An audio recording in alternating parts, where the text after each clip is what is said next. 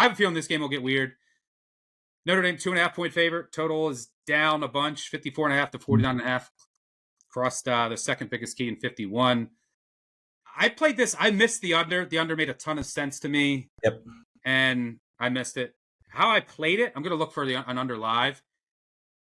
So how I think this plays out is maybe similar to like Notre Dame, Texas A&M.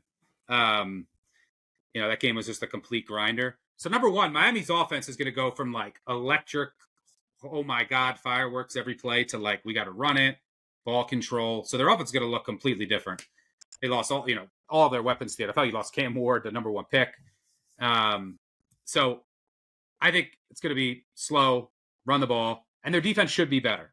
And then Notre Dame, their defense is really good. It's going to be hard for Miami to move the ball on them anyway. And they have questions on offense because their quarterback. The reports have not been good in camp. And now you're making your first start on the road in prime time. There could potentially be weather. So what do I think Freeman probably does? Probably says, all right, let's run the ball with our stable of backs, rely on our defense, especially early.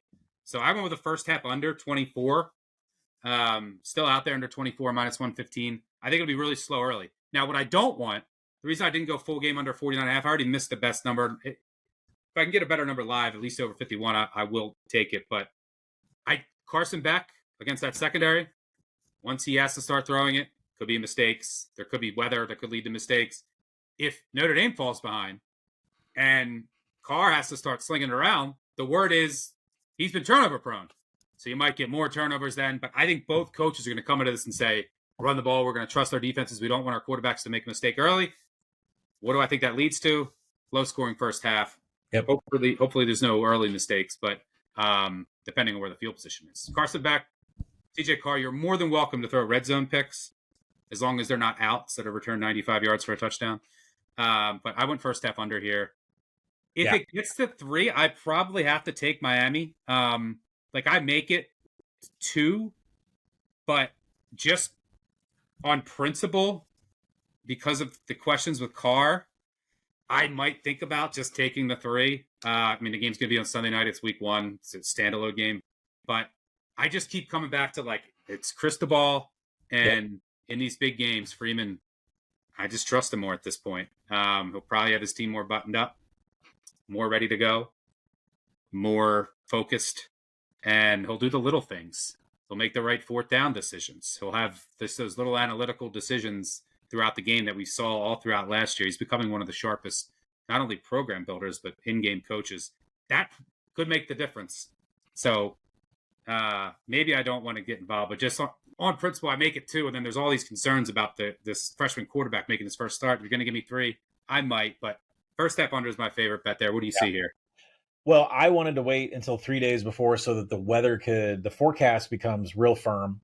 I like how we get to be meteorologists. I missed my job as a meteorologist. Right now, it's projected to be heavy rain in the first quarter of this game, the first hour of this game, over a 50% chance, and supposed to be heavy. What that means is we're going to have a chunky Hard Rock. That completely favors the rushing team, and that would be Jeremiah Love eating behind this offensive line. The Miami D, don't forget, under Corey Hetherin, they are transitioning to a new defensive scheme, a 4-2-5. That move was made to enhance the pass rush. It might be moot in this game, and if there is passing, that really helps the under 2. There's no expectations of stopping the ground game. Ruben Bain is going to be an issue for this offensive line, but still, if Notre Dame stays in standard downs with Jeremiah Love, we are talking 13-play drives that eat clock. I don't think we're alone in this thinking, because even though the total is dipped down to 49, the first half is actually, we're losing the 24s and we're seeing 23.5s on the board. I wanted 24 there. I wanted to wait until 3 days, Thursday, so the forecast could shore up. And I don't think recording this on Tuesday night, we're going to get there. The field. So the field, and there's a game played at Hard Rock at 4:00 the day before. So really? Field, Florida A&M is playing Howard in the Orange Blossom Classic. So there's a game being played the day before. Add in the weather, the speed on this field might not be ideal. Yeah, boy, they have to have a turnaround like that when the Dolphins and the Hurricanes play. That's a crazy turnaround.